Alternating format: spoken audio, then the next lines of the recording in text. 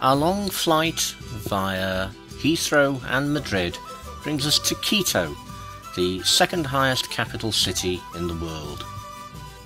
The Plaza de la Independencia is 2,850 metres above sea level and is the heart of the old colonial city, housing both the Presidential Palace, the Archbishop's Palace, the Cathedral and the Municipal Palace. The ceremonial guard at the Presidential Palace in colonial style uniforms. Nearby, the cultural centre housed in a former university building.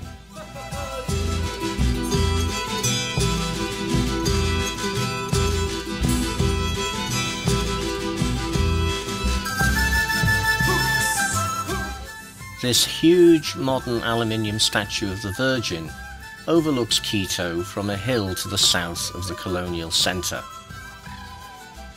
Consecrated in 1985 and still technically unfinished, the Basilica of the National Vow is a Gothic church with gargoyles depicting Ecuadorian animals.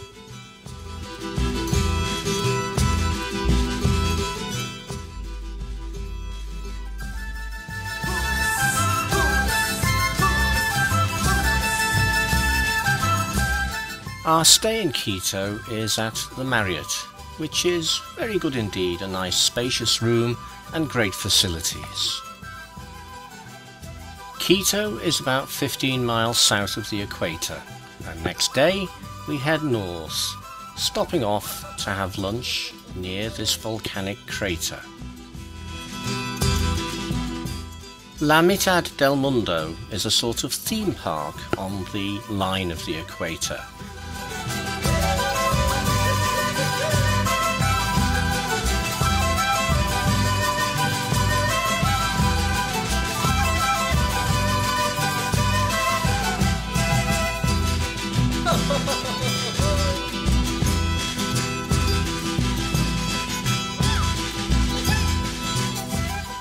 Some famous people have been here before us.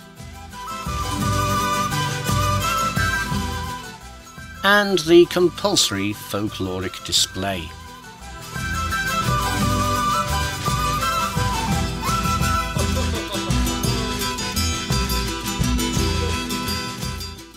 Next day we fly via Guayaquil to Baltra in the Galapagos. Our first sight of the Galapagos Islands through the cloud, and this is North Seymour, and this is Baltra.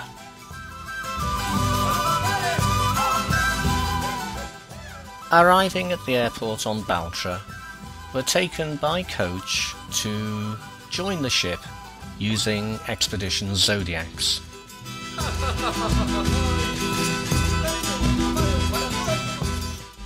As soon as we're all on board, Xpedition makes the short run from Baltra to North Seymour, and we go on our first expedition ashore. This is classified as high intensity dry landing, and it's our first opportunity to see some of the characteristic wildlife of the Galapagos Islands. Iguanas and sea lions mainly today. Our first pile of marine iguanas. And here's our first booby.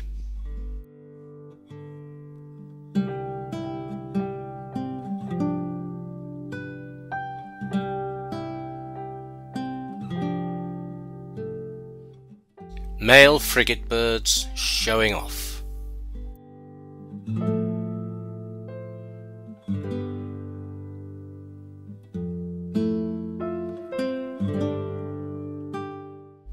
Overnight we sail southeast towards San Cristobal Island, and for those who got up early enough, there was a zodiac circumnavigation of Kicker Rock.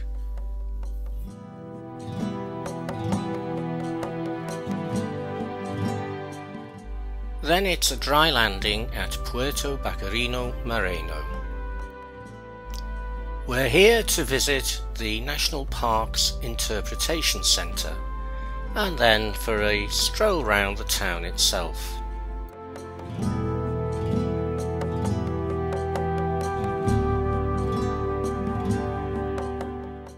Even in the harbour here, there's some wildlife to be seen.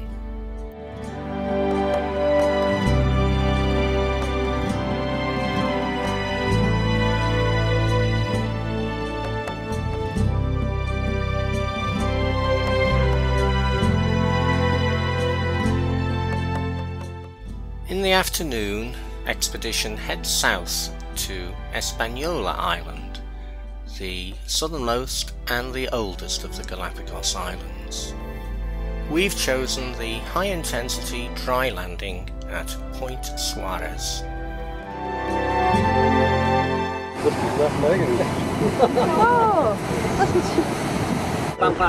A mockingbird. And this little creature so strong because they kill. They can. Blue-footed boobies.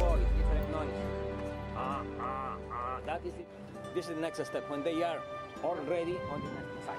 3 more species, they are omnivorous, insects and fish, flowers.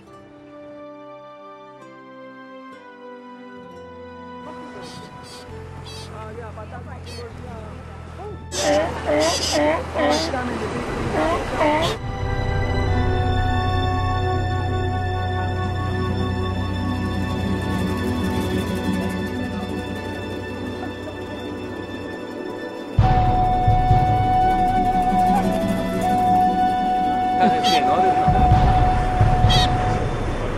oh, they were or to make the nest. I think they are nesting. They are going to nest. Is that now? Yeah. Pay attention to the noise of the sound. They are going to nest, in the next days. These are oyster catchers. And these are Sally Lightfoot crabs.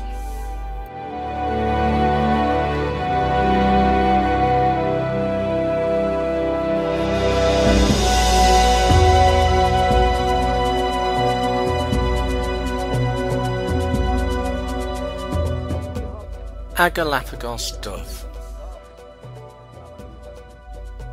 A young albatross.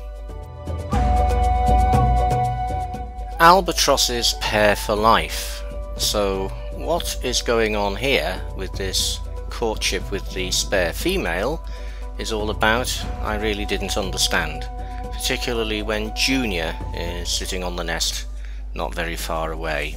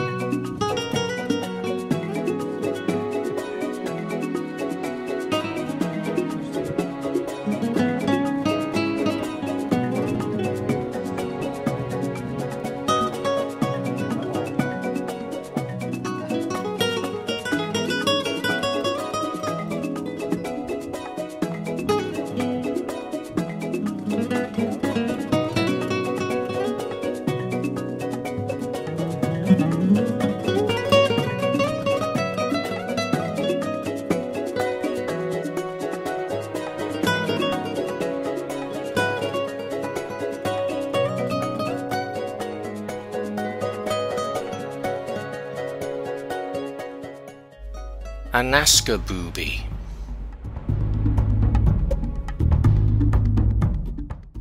But the nesting site is being watched over by a hawk, who wants to get a little bit closer.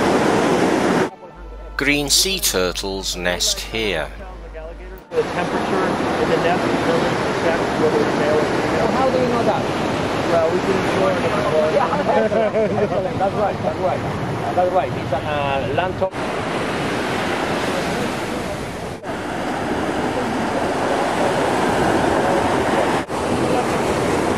Yes, they consider. Oh, bye-bye.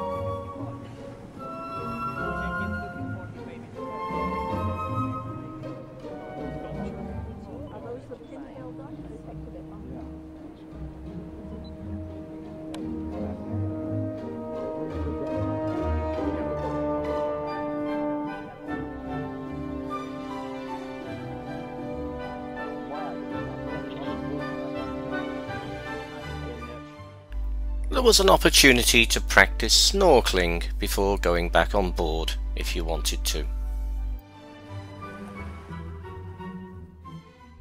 For our afternoon excursion, we sailed a short distance to Bartolomé, a very small island off the coast of Santiago.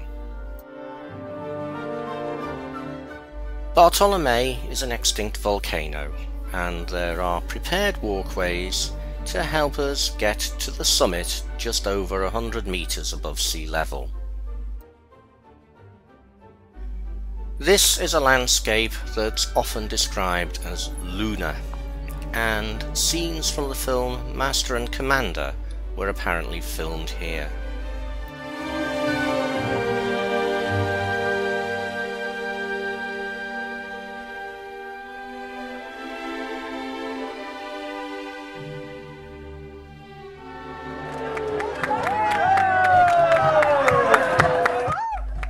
In the evening, after dinner, the expedition was invaded by King Neptune and his pirates, all part of the fun and games traditionally surrounding crossing the equator, of course.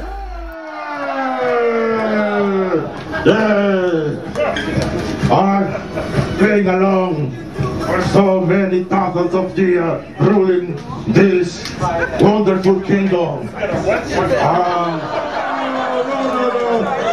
She's not happy, and we are not happy, and I can see so many ugly faces here, and yeah, you are going to be punished. Now it's my turn. Some of you are not behaving good on the island.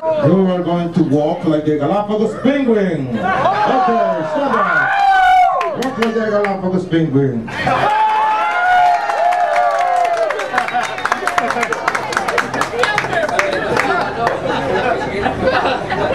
And you are going to walk like the iguana. Walk like the iguana.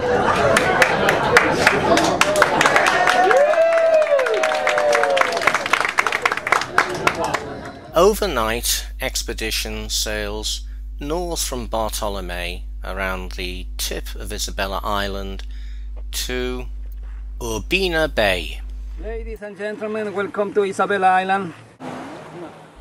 Isabela is an important nesting site for sea turtles. Our first sight of the Galapagos tortoise, but we see many more later in the cruise.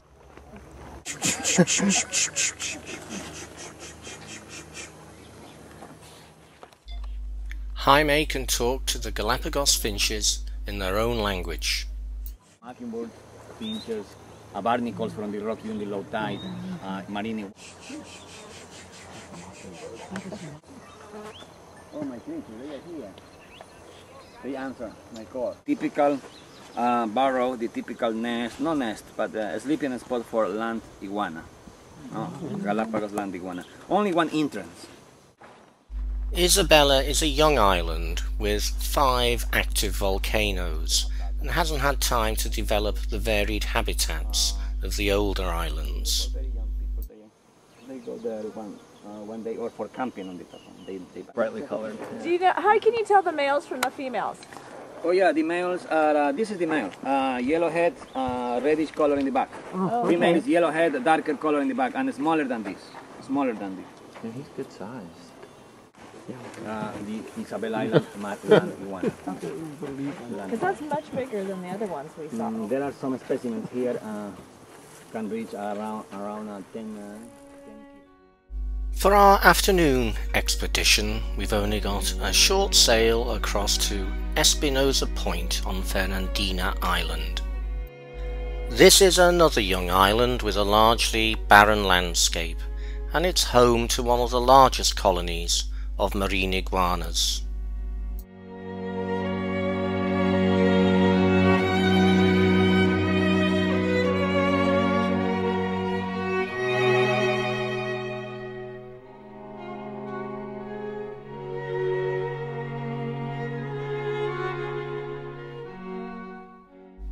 A young hawk, and in the mangroves, an adult. Sea lions share this island with the iguanas. And here is the unique flightless cormorant, endemic to the Galapagos Islands.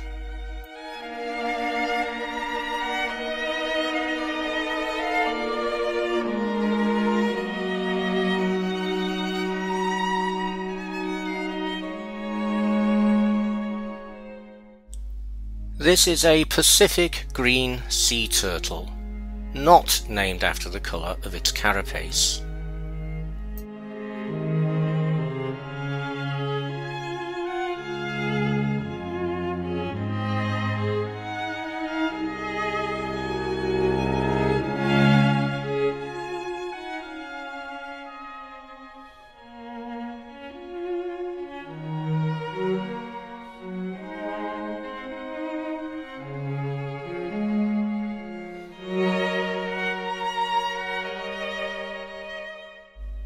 Overnight we sail back round to Santiago Island, where we make our morning landing at James Bay.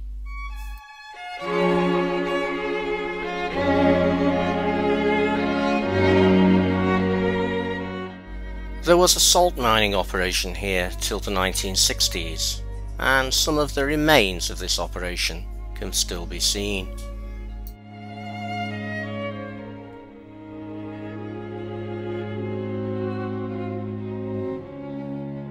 Large colonies of marine iguanas here, and sea lions.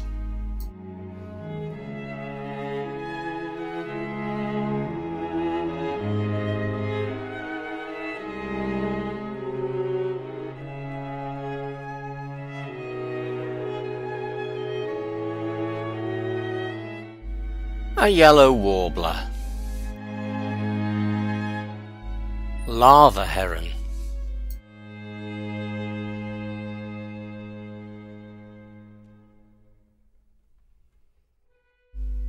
The Galapagos fur seal is actually a kind of sea lion. A night heron.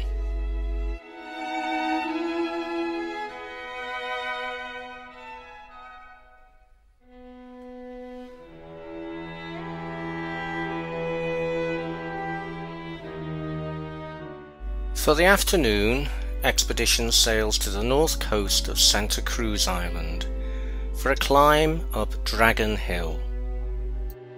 Santa Cruz is at the centre of the Galapagos archipelago and is the second largest island and the one with the highest human population.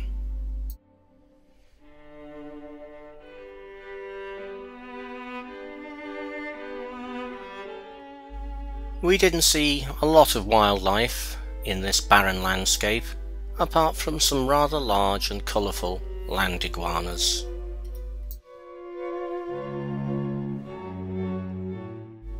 Flamingos sometimes visit these brackish ponds, but not while we were there today.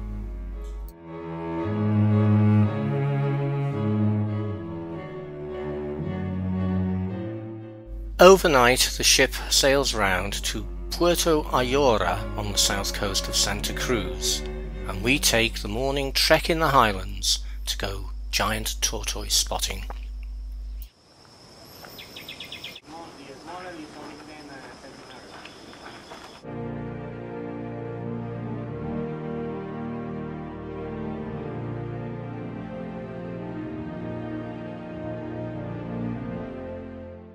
These creatures were easily a yard across, and some of them were 100 years old.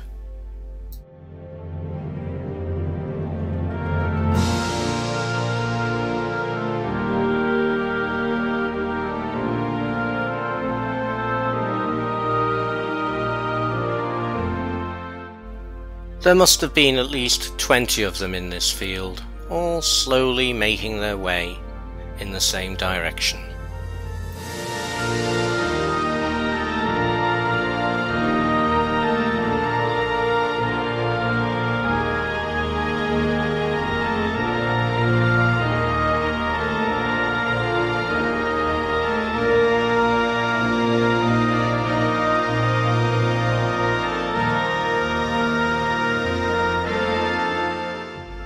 This one sharing a bath with white-cheeked pintail ducks.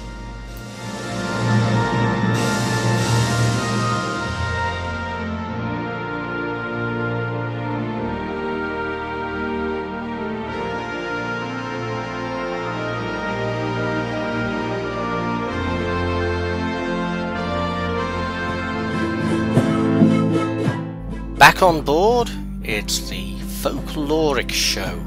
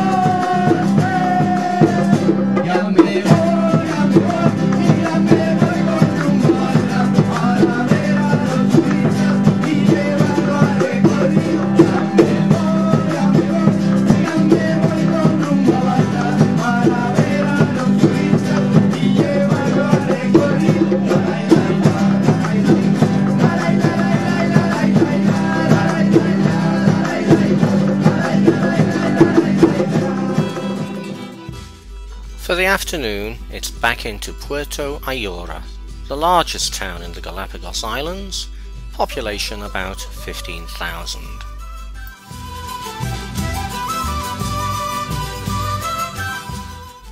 Puerto Ayora is also home to the Charles Darwin Research Station, which does a lot of conservation work, including a captive breeding program.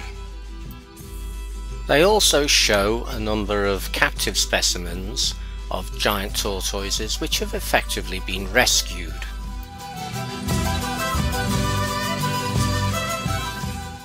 This is a saddleback, the type of giant tortoise that originally gave the Galapagos Islands their name.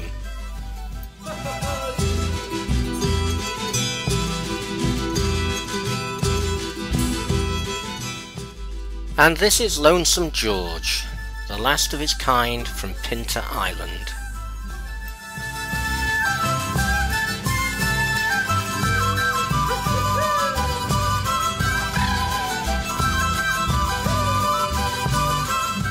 Sunday morning, time to disembark for the long journey home. But a lot of the Galapagos wildlife seems to want to visit the ship